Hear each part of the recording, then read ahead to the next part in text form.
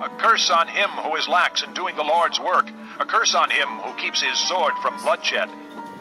Moab has been at rest from youth, like wine left on its dregs, not poured from one jar to another. She has not gone into exile. So she tastes as she did, and her aroma is unchanged.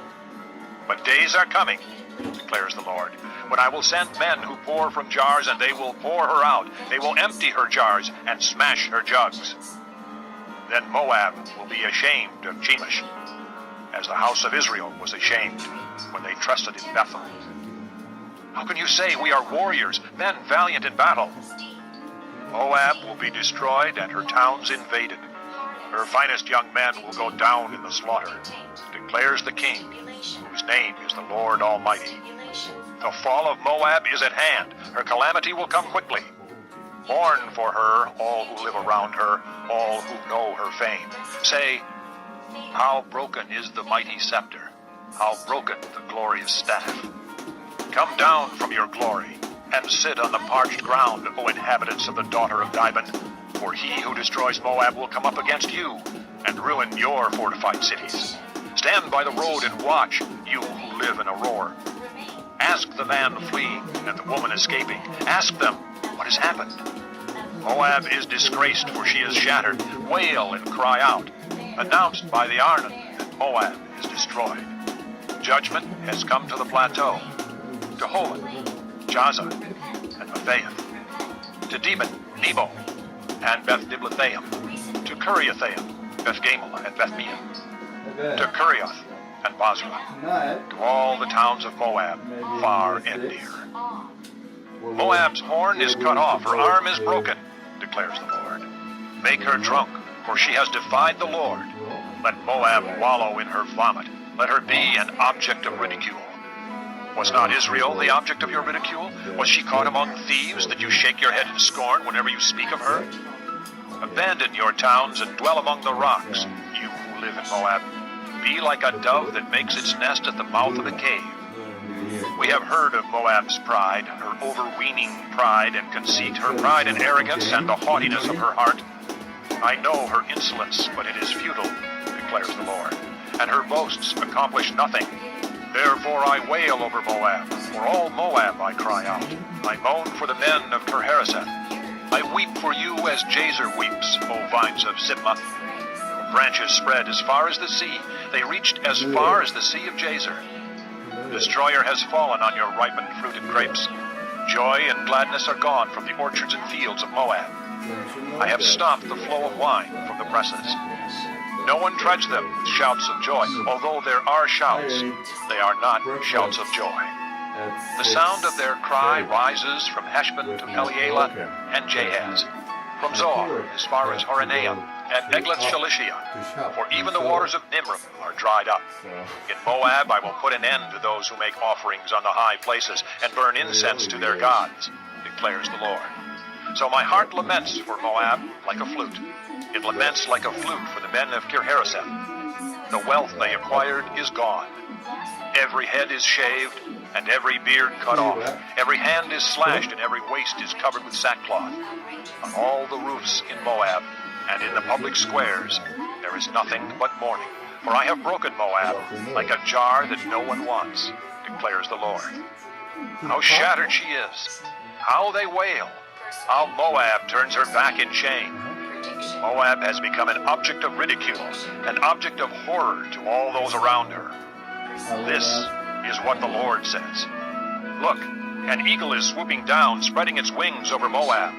Kerioth will be captured and the strongholds taken. In that day, the hearts of Moab's warriors will be like the heart of a woman in labor. Moab will be destroyed as a nation because she defied the Lord. Terror and pit and snare await you, O people of Moab, declares the Lord. Whoever flees from the terror will fall into a pit. Whoever climbs out of the pit will be caught in a snare. For I will bring upon Moab the year of her punishment, declares the Lord. In the shadow of Heshbon, the fugitives stand helpless. For a fire has gone out from Heshbon, a blaze from the midst of Sion. It burns the foreheads of Moab, the skulls of the noisy boasters. Woe to you, O Moab! The people of Chemosh are destroyed. Your sons are taken into exile, and your her daughters into captivity. Yet I will restore the fortunes of Moab in days to come, declares the Lord. Here ends the judgment on Moab. Chapter 48. Concerning Moab. This is what the Lord Almighty, the God of Israel, says. Woe to Nebo, for it will be ruined. Kiriathaim will be disgraced and captured. The stronghold will be disgraced and shattered. Moab will be praised no more. In Heshbon, men will plot her downfall. Come, let us put an end to that nation. You too, O madmen, will be silenced. The sword will pursue you. Listen to the cries from Horonaim, cries of great havoc and destruction. Moab will be broken. Her little ones will cry out. They go up the way to Luith, weeping bitterly as they go. On the road down to Horonaim, anguished cries over the destruction are heard. Flee, run for your lives, become like a bush in the desert. Since you trust in your deeds and riches, you too will be taken captive. And Chemish will go into exile, together with his priests and officials. The destroyer will come against every town, and not a town will escape. The valley will be ruined, and the plateau destroyed, because the Lord has spoken. Put salt on Moab, for she will be laid waste. Her towns will become desolate, with no one to live in them. A curse on him who is lax in doing the Lord's work. A curse on him who keeps his sword from bloodshed. Moab has been at rest from youth, like wine left on its dregs, not poured from one jar to another. She has not gone into exile, so she tastes as she did, and her aroma is unchanged. But days are coming, declares the Lord, when I will send men who pour from jars, and they will pour her out. They will empty her jars and smash her jugs.